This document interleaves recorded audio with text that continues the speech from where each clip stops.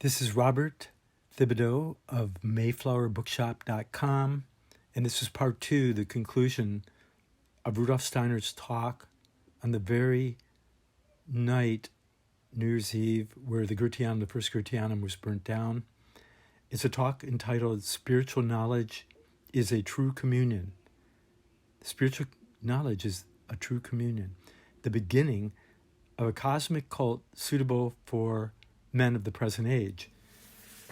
So we might say spiritual knowledge as a true communion and as a community, cosmic community builder, community calling, suitable for the human being of the present age, Dornoch, New Year's Eve, 1922, going into 23. And Steiner's talking about the mineral and plant are fundamentally results of the past. If we observe the earth's crust and its vegetation aright, we shall look upon all the life of the earth and say, you crystals, you mountains, you budding and sprouting plants, I see in you monuments of a living, creative past which is now in process of dying. I might add, Emerson said that at his time, when Emerson was alive, friend of Abraham Lincoln, transcendentalist, who really thought that you could get to a higher mind that would redeem yourself and the world around you, at least give you kind of a nirvana, heavenly, Brahmanic, spiritual intelligence and bliss void happiness, as Robert Thurman would say, something like that, bliss void. Socrates would say this greater participatoriness that brings about the byproduct of happiness, because we're co-creative with our whole of our life and the future destiny of the earth. And so here's Steiner saying, if we observe the earth's crust and its its vegetation aright, we shall look upon all this life on earth and say, you crystals, you mountains, you budding and sprouting plants, I see in you monuments of a living, creative past, which is now in process of dying. Emerson said, if we look upon the world at his time, that we see an old man that's crippled and dying, very similar. And these days, all the more, like Bob Dylan said, if you're not busy being born, you're busy dying. So this thrice-born Hermes is this resurrection of the born-again thinking, feeling, and willing, which animates the physical, emotional, and mental. Okay, that's a lot. Let's get back to Steiner. But in man himself, a man being manas again, male and female, but in man himself, if we are able to have the right insight and into this dying element that draws its energy from pre-earthly existence and exhausts itself and dies away in the physical and etheric bodies. In man, we see this physical and etheric organism permeated by an astral body, an ego throwing light across into the future and able to unfold freely on a plane of balanced natural energies, a life of thought and ideation. Let's go through that again. But in the human being, if we are able to have the right insight into this dying element that draws its energy from pre-earthly existence, exhausting itself and dying away in the physical and etheric bodies, in the human being, we see this physical and etheric organism permeated by an astral body, an ego, throwing light across into the future and able to unfold freely on a plane of balanced natural energies, a life of thought and ideation. That would be us who are, that'd be you and me if you're listening to this. Okay, Steiner. It may be said that we see in the human being past and future side by side. Earlier I had mentioned no matter how fast you think it's past, the second you think it, and that, so that past and future side by side is like the head and the metabolic will lower third of the future. I'm adding that for your educational pleasure and insight. It may or may not be true, but see what you can see. Do you see what I see? Steiner. It may be said that we see in man past and future side by side. In nature, on the other hand, so far as she is mineral or vegetable, we see only the past. That element which already functions as future during human beings' present is the element that confers freedom upon him, and this freedom is not to be found in external nature. If external nature were doomed to remain just what her mineral and vegetable kingdoms make her, she would be doomed to die, in the same way that the mere physical and etheric organism of man perishes. Man's physical and etheric organisms die, but the human being does not, because the nature of the astral and ego within he or she carries within it not death, but an arising, a coming into being. Do you catch that? Man's physical and etheric organisms die, but the human being does not, because the nature of the astral and ego within us carry within it not death, but an arising, a coming into being. And this is that whole symbolism of the Rose Cross meditation I'm adding of Rudolf Steiner's, where you imagine in your meditation a black cross as the death of your desire and death of your fear and death of your separateness and the death of separateness. And then and a rose of an arising comes out of that, a coming into being, a becoming. And of course, further in that meditation, Steiner indicates how you drop that picture and get a feel for the whole thing, and you drop the feeling and get a will for the whole thing. A lot of us have thoughts that just go round and round and don't go anywhere, you know? We have all these feelings that bring us up and down and make us weak and strong and weak and strong. And we don't exactly have, our will turns into just desires and fears and temporary appetites, animal appetites, or a walling off like a cold, non-feeling machine. And so it's this virtue mind training, I think, via Rudolf Steiner, Hermetics, the Theosophy of the Rosicrucian, the wisdom of the Sun Oracle of Tibetan Buddhism, Atlantis in Tibetan Buddhism.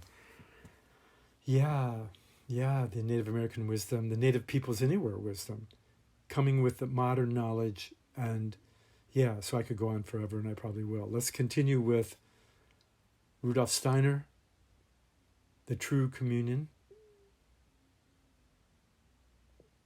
Man's physical and etheric organisms die, but the human being does not, because the nature of the astral and ego within him carries within it not death, but an arising, a coming into being. Carries within it the astral and ego. What is that carries within it? The Buddhic, the Christos, the Buddhic, the Atma. Okay, Rudolf Steiner. If therefore, and again, I just want to remind you, there's a lot of people have different approaches to Rudolf Steiner, and I discovered at the Mayflower Bookshop, working there, that a lot of simple folks that come in there that are not familiar with Rudolf Steiner really enjoy this little rap that goes with his Rudolf Steiner's thinking and books. And so I'm sharing these talks not necessarily at all for any anthroposophists, unless they're interested in how to talk to a larger public.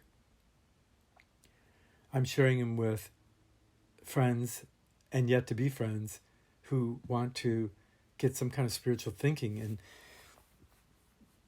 instead of just working bottom up, we're trying to study Rudolf Steiner and Neoplatonism and Hermetics and Tibetan Buddhism and yoga and HPB, Manly Ha. We're trying to study all these things and bring it into a consciousness, soul, spirit, self conversation, a spiritual conversation. The nature of the astral and ego carries within it not death, but an arising, a coming into being. We're back to Steiner. If therefore external nature is not to perish, she must be given that which man has through his astral body and his ego. If therefore external nature is not to perish, she must be given that which human has through his astral and his ego. This means that as man, through his astral body and his ego, has self-conscious ideas, he must, in order to ensure a future to the earth, insert into the earth too, the supersensible and invisible that he has within himself.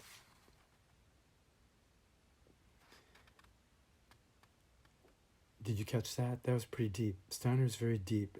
When you hit Steiner in the right way, he's very profound.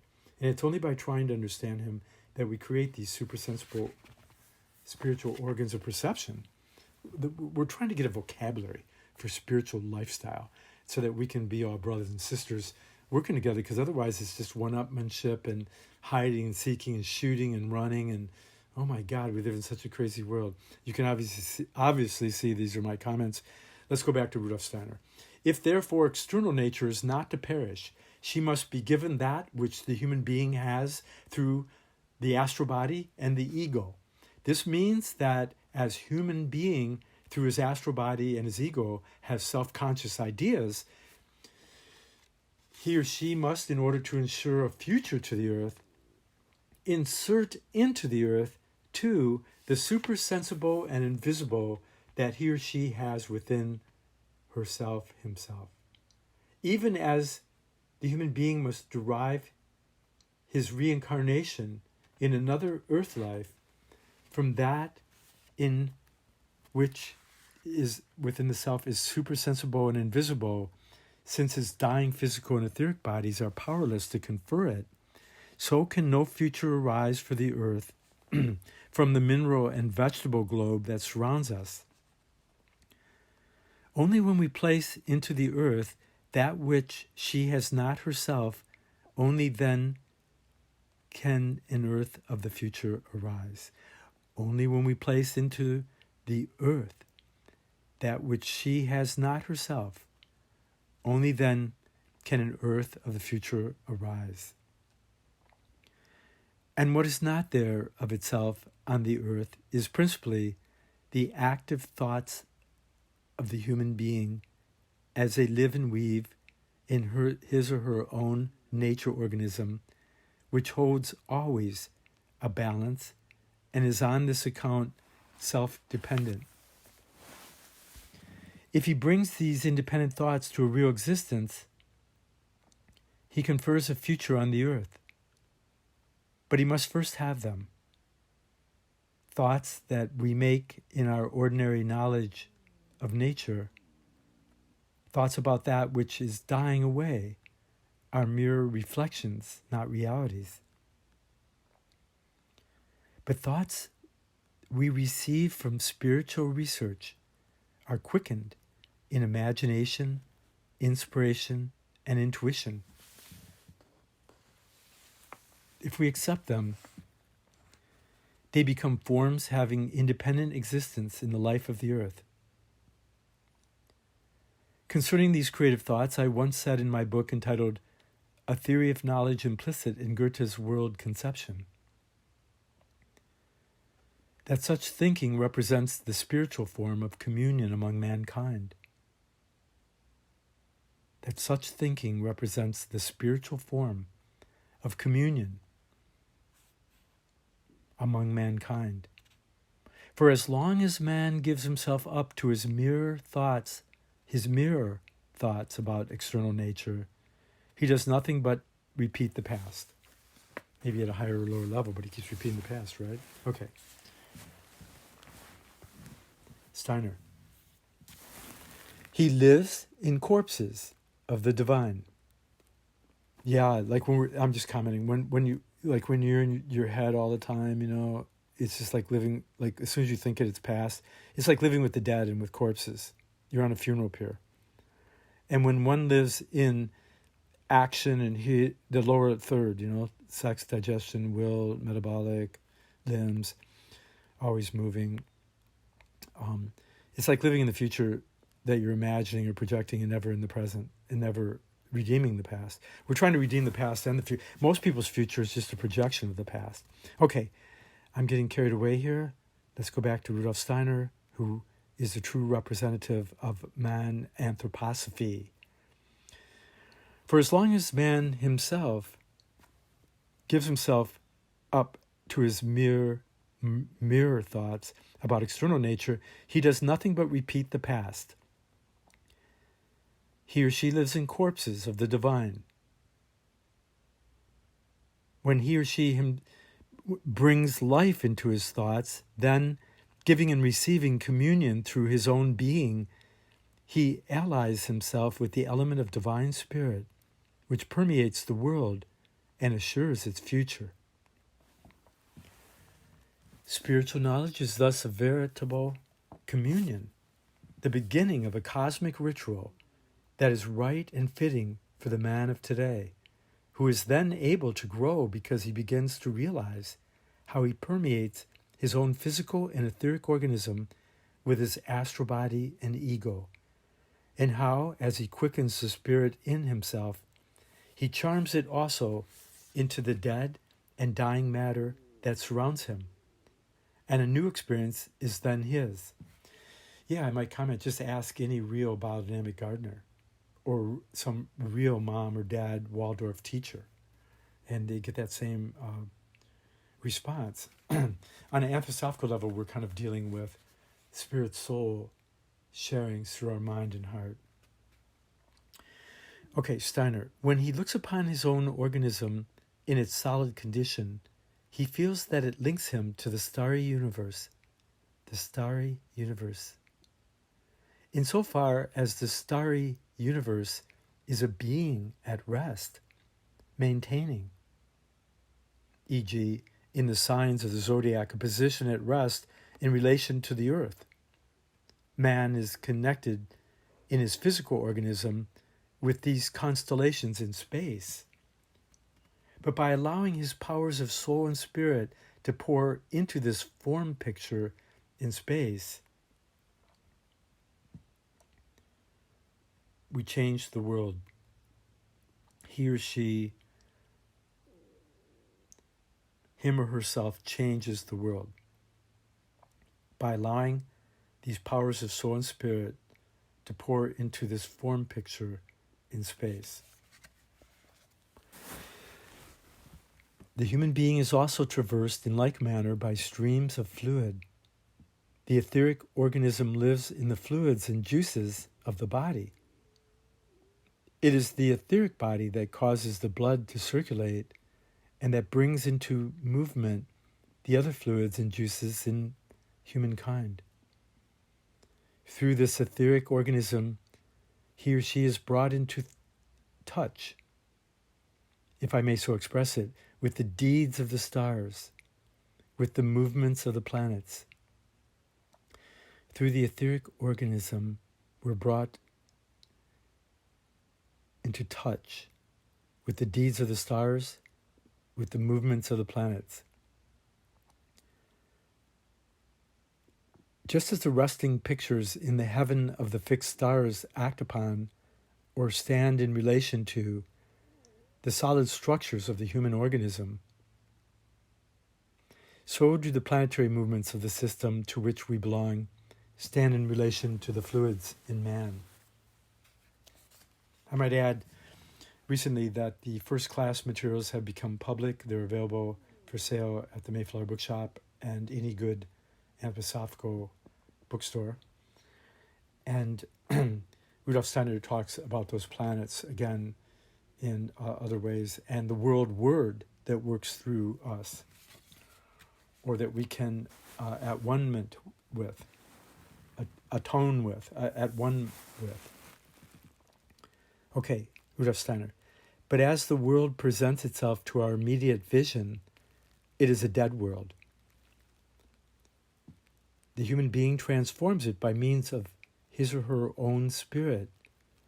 When he shares his spirit with the world, by quickening his thoughts to imagination, inspiration, and intuition, thus fulfilling the spiritual communion of mankind. Yes, let's go over that again. But this world presents itself to our immediate vision as a dead world.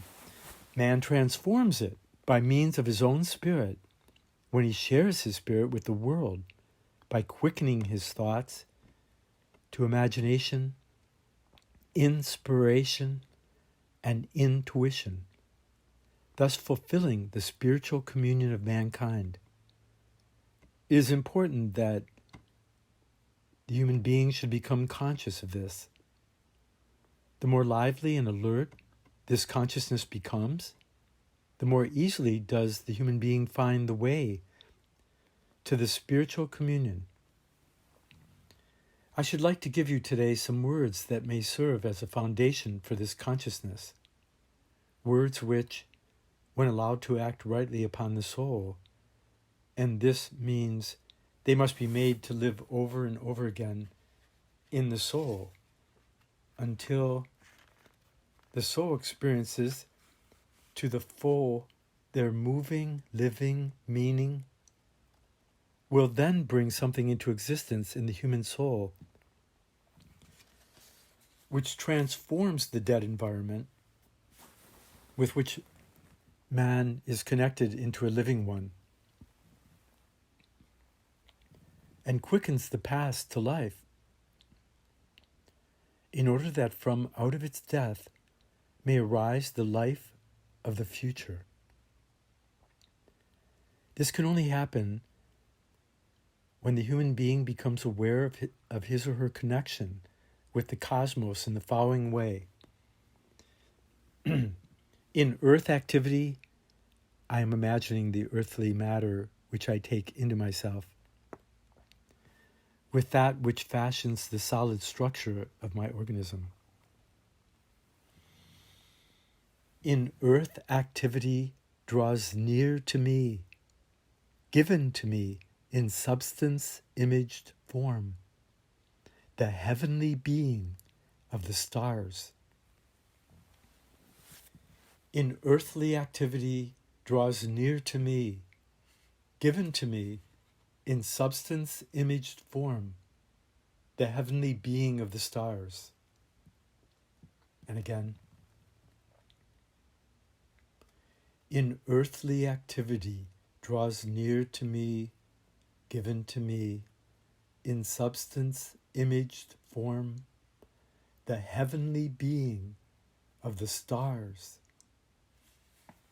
For it is a fact that when we take something that serves us as food and look upon its form, then we find in it a copy of the constellations of the fixed stars. We take it into ourselves with the substance of the earth that is contained in earth activity. We take into us the being of the stars, the being of the heavens. But we must be conscious that we are, as human beings, by a deliberate, loving act of human will,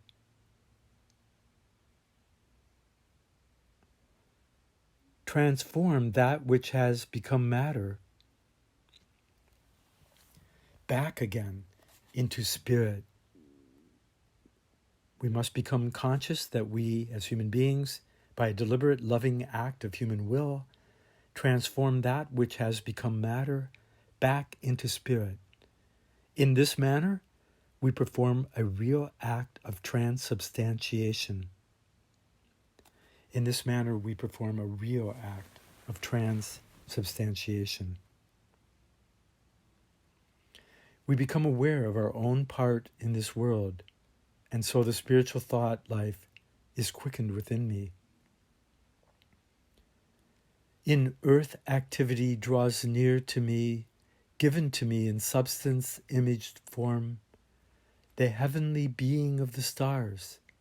In willing, I see them transformed with love.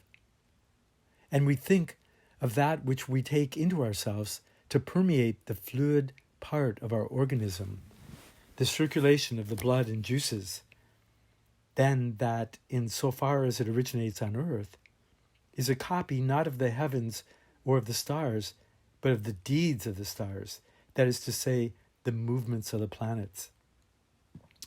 That's great. The deeds of the stars are the movements of the planets. And mind you, this is near the end of the talk of Rudolf Steiner's, where somebody's behind the walls setting up the fire and maybe even started it, maybe starts it right when everybody leaves. And here's Rudolf Steiner talking about the fiery glow of the shining of the ego and the fiery glow of the astral body permeating the earth. And when we eat and we take food in from outside, we take in our experience from the earth, it's up to us to transmute it and transform it in a transubstantiation, in alchemical transmutation, transubstantiation. And it's amazing that he's talking like this, because everything's going to turn inside out in a few hours. And Rudolf Steiner is going to courageously, with great gusto and bravado, do an amazing amount of deeds and spiritual acts,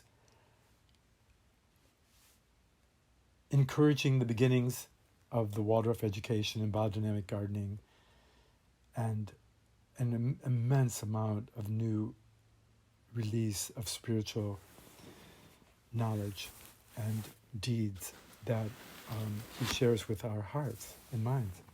Okay, let's go back to Steiner.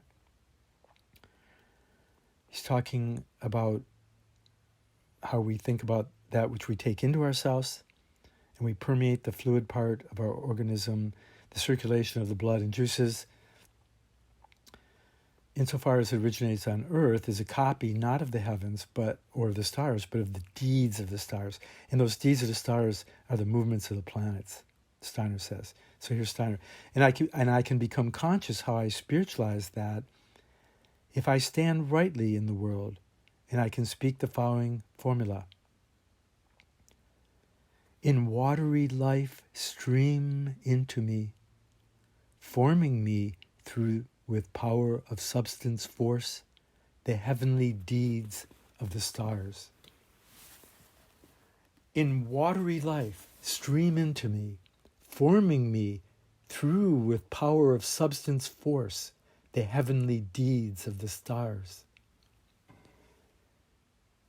In watery life, stream into me, forming me through with power of substance force, heavenly deeds of the stars. That is to say, the deeds of the planetary movements, and now, in feeling, I see them transformed with wisdom.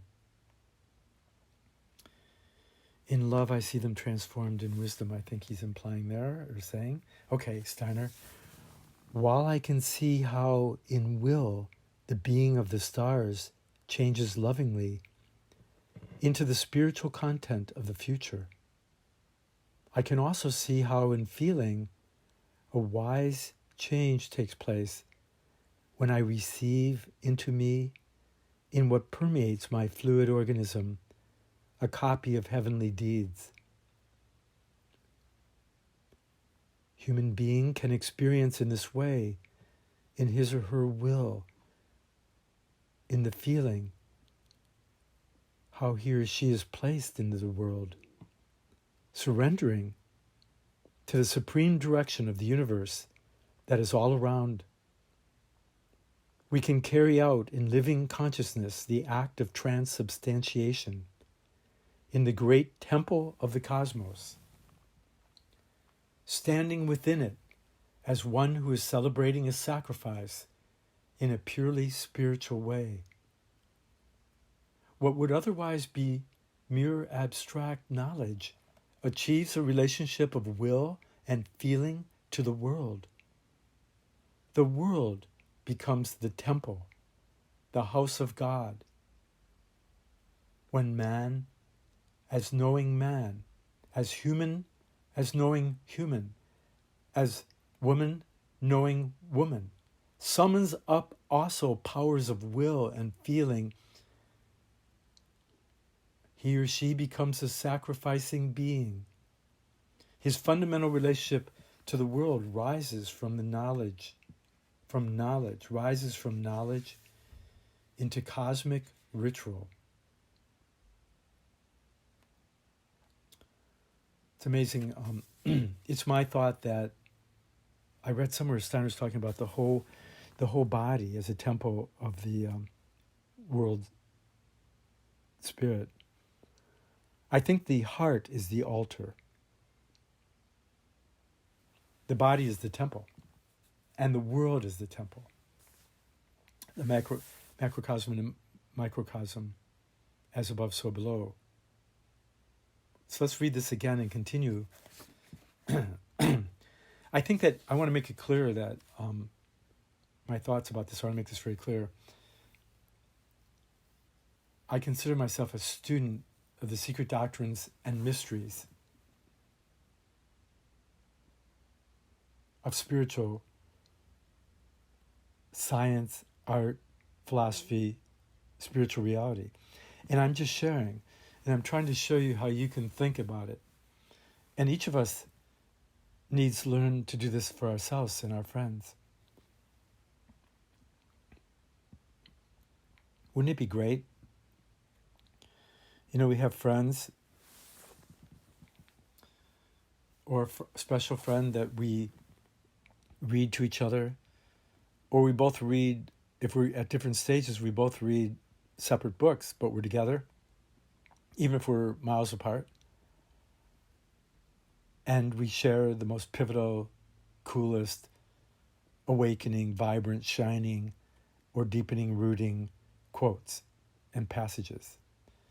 That's the way to go when it comes to reading. But right now, it's me and you, and let me read this again. Like when we're reading and studying, by the way, it's like, you know, do I really need to read more books? Robert Thibodeau needs to read more books? No.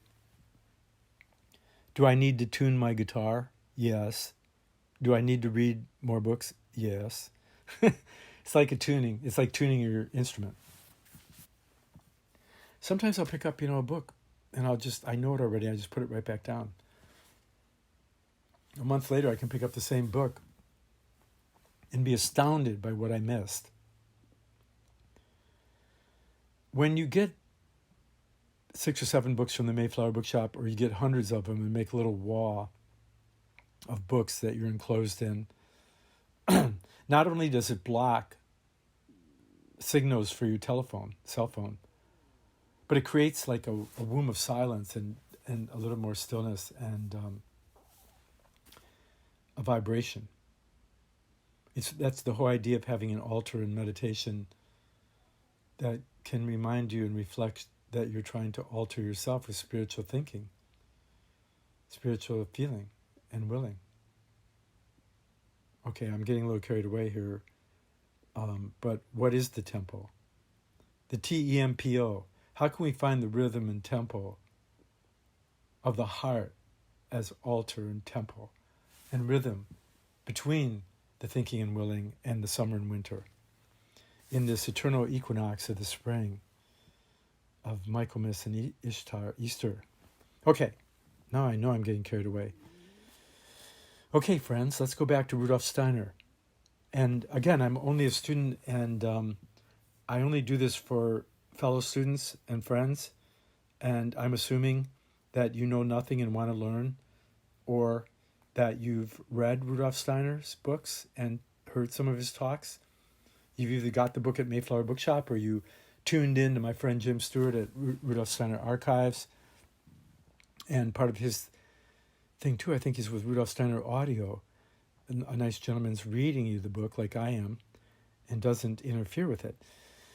But I'm kind of this all-American street school Tom Petty-like, and straight out acoustic guitar player that's trying to give it to you in a little different way, and turn on new people to Rudolf Steiner and why you'd want to read Steiner. There's a danger of reading Rudolf Steiner, because once you understand him, you actually start to think you're superior in your thinking, and you very well may be more intelligent. But whether you're wiser or whether you have increased compassion, love, spiritual capacity, that's something that takes a little virtue mind training and digestion of your experience with this spiritual knowledge in your heart soul. And at some point you will arose and rise with an ever new grasp and understanding and forward motion toward the day. Okay, so let's go. Ready? Let's go. While I can see how in will the being of the stars changes lovingly into the spiritual content of the future, I can also see how in feeling a wise change takes place when I receive into me, in what permeates my fluid organism, a copy of heavenly deeds. Man can experience in this way, in his will and in his feeling, how one is placed into the world, surrounding self to the supreme direction of the universe that is all around him. He can carry out into living consciousness the act of transubstantiation in the great temple of the cosmos, standing within it as one who is celebrating a sacrifice in a purely spiritual way. What would otherwise be mere abstract knowledge achieves a relationship of will and feeling to the world. The world becomes the temple, the house of God. When man, as knowing man, summons up his powers of will and feeling, he becomes a sacrificing being. His fundamental relationship to the world rises from knowledge into cosmic ritual, the first beginning of what must come to pass if anthroposophy is to fulfill its mission in the world is that man's whole relationship to the world must be recognized to be one of cosmic ritual or cult, C-U-L-T. Now remember, occult wasn't Hollywood scary movies and weird negative thoughts. Occult meant, it's a term astronomical for hidden, The moon might go in front of Venus in occult Venus, for instance. And that there's something behind the external form that we can attune to. And in this sense, the word C-U-L-T has to do with spiritual influences, I think, of the outer orderings of things, as well as the inner, this connection through the heart. But you tell me what you think. Okay, Steiner. I have wished to say this to you, as it were, as a beginning. Next Friday, I will speak further about the nature of this ritual in its relation to a real knowledge of nature. I appointed this lecture for this particular day with a special end in view. Wow, he has no idea what end that's going to be, right? Okay, let's keep going. This is a talk right before, following this talk, the burning of the Gotheanum. Very tragic, but necessary, I guess, for everybody's growth. Once something happens, we have to learn from it, and it had to happen. Before something happens, we can do something to change the future. But you have to live in the present, very awakened way, with your rose that rose from the cross, I guess. Okay, Steiner. For today, when that being of time, which is given in the cycle of the year, is brought before our souls, when this year, at any rate for outward perception and experience, comes to an end, we should realize the nature of our relationship to time, how it rests with us out of the past to form and shape the future, to work actively for the future in order to create in the spirit. See, in this sense, I told you that as soon as you think it is past, and the heart is, when you breathe into your heart, you're present, and the future is the metabolic. Steiner here is almost, implying that we have this past that we resurrect through spiritual thinking into and through love, the heart, into the will of the world outside of us, and we're creating, co-creative with the future of the earth. I think that's what he's saying. It's very powerful, and with Rudolf Steiner, you can have 100 people in a room who all speak German, even. But you can read a passage, a paragraph, or a couple lines, and then you could go on for months, days, weeks. Everybody will have a slightly different opinion. Steiner gives you spiritual knowledge that leaves you free to not just interpret and reflect, but you're free to experience it in your deepest core, so that something arises that participates, a greater participation with the whole of self, other, and the world around you. That's what I say.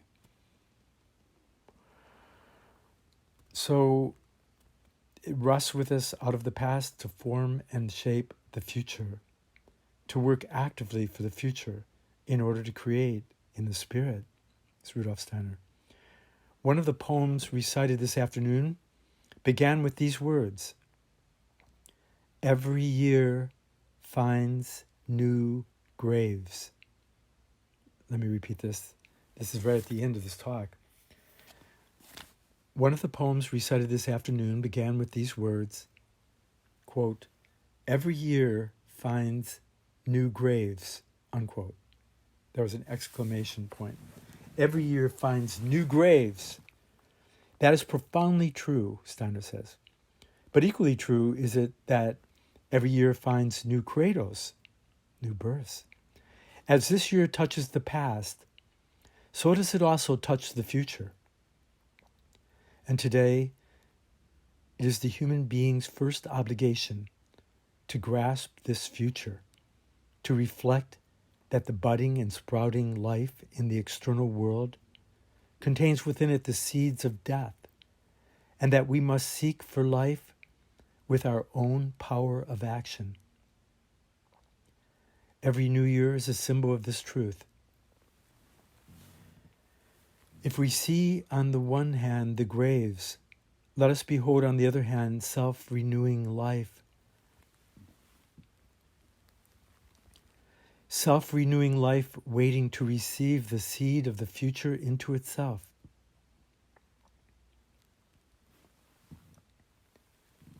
It is our great task this day to observe how in the world around us it is New Year's Eve. All is passing and disappearing and dying away. But how in the hearts of men who are conscious of their real manhood, again, these are, man is manas, so our real, the hearts of human beings who are conscious of their real humanness, of their divine humanity. There must be the mood of New Year, the mood of beginning of a new era, of the uprising of new life. Let us not merely turn with a superficial festiveness from a symbolical New Year's Eve to a symbolical New Year's Day, but let us so turn our thoughts that they may indeed grow powerful and creative as evolution requires them to be. Let us turn our thoughts away from the dying phenomena which confront us everywhere in modern civilization. Like the old graves, away from New Year's Eve to New Year's Day, to the day of the cosmic New Year. But that day will never dawn till the human being, him or herself, decides to bring it to pass. Yeah, each of us out of our own freedom, right? And then Rudolf Steiner concludes this talk, and I will conclude, Robert Thibodeau of Mayflower Bookshop, I'll conclude my reading and sharing, and we'll meet again in another talk. So this is Rudolf Steiner at the end of this very amazing talk on December 31st. That followed a very strange talk on December 30th, which will be available. that led to this last talk. This talk, Spiritual Knowledge is a True Communion. Spiritual knowledge is a true communion, the beginning of a cosmic community suitable for human beings of the present age. New Year's Eve, December 1922. This is Rudolf Steiner's concluding poetic, mantric, put into English. I understand the German sounds very poetic. Okay, Rudolf Steiner. In earth, activity draws near to me, given to me in substance, imaged form, heavenly being of the stars. In willing, I see them transformed with love. In watery life, stream into me, forming me through with power of substance force, the heavenly deeds of the stars. In feeling, I see them transformed with wisdom. In earth, activity draws near to me, given to me in substance imaged form, the heavenly being of the stars. In willing, I see them transformed with love. In watery life stream into me, forming me through with power of substance force, the heavenly deeds of the stars. In feeling, I see them transformed with wisdom.